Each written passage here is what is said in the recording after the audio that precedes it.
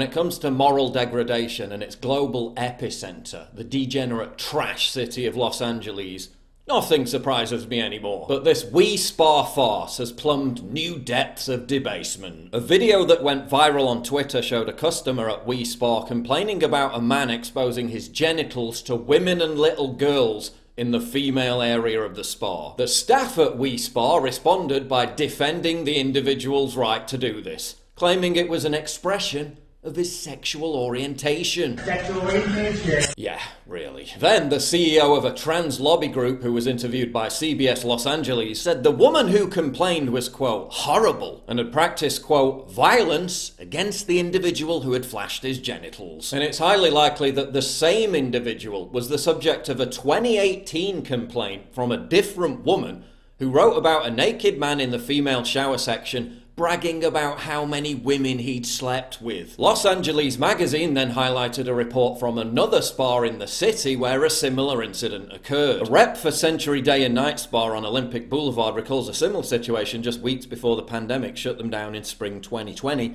in which a trans woman with everything reflected female on her driver's license caused an uproar among cisgender female clients by exposing male genitals in the female pools and lockers. She wouldn't really use the spas, she just sat at the corner of the pool with her feet in the water and her legs spread, or took front-facing showers, the rep recalls. People began to feel uncomfortable. It became very disruptive. When the spa finally confronted her, she was adamant that the spa should attempt to normalise young girls and women viewing male genitalia. And today we learned about another incident at We Spa that occurred in January 2020, where a person with a beard and a penis got into a hot tub naked with a woman's 6-year-old daughter. So to be clear, these individuals aren't just trans people minding their own business. They're perverts in the women's section, openly provoking people and deliberately exposing themselves to kids and getting away with it by hiding behind the false claim of trans identity. So dangerous bigots who oppose the idea of children being exposed to male genitalia responded by organising a protest outside We Spa on Saturday. And guess who showed up to counter-protest? Antifa. Of course it was Antifa. Because apparently, anti-fascism now includes the open endorsement of the right of suspected nonces to show their meat and 2 veg to kids. What kind of demented idiot would think it would be good optics to show up and counter-protest and violently attack people who want to protect kids from perverts? I'm getting the word nonce. Remember back in 2017 when Antifa members were photographed carrying a sign that said, "No pedo bashing"? Remember how the media claimed it was all staged? Oh, Antifa would never support pedophilia. Really?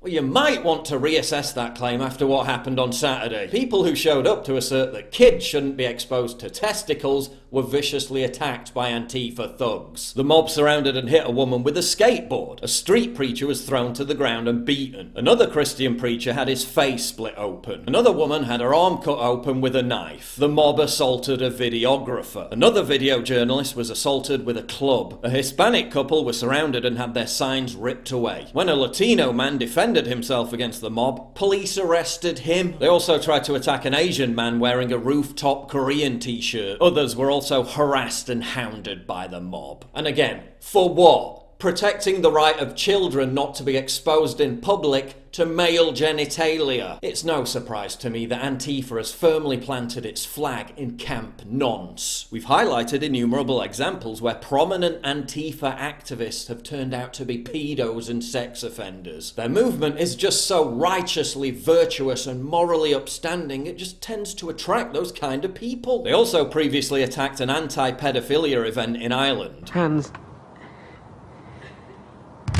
Are we the baddies? And let's not forget, the media is so beholden to defending Antifa and apologising for their rampant violent criminality that they go so far as to claim that the entire movement doesn't exist. Remember, this is the same media that puts Antifa on a par with the Allied troops who stormed Normandy, running towards machine gun fire over mine-riddled beaches to fight Hitler's fascist war machine, versus beating up a bunch of people who don't want their little girls to see some blokes schlong in the shower. Yeah, one of these things is not like the others. Let it forever be recorded in history that Antifa supports the right of biological males to show their genitalia to children. That's what they stand for. That's who they are. So when it comes to a historical judgment on who was on the right side of history, I'm fairly confident in asserting that it won't be them.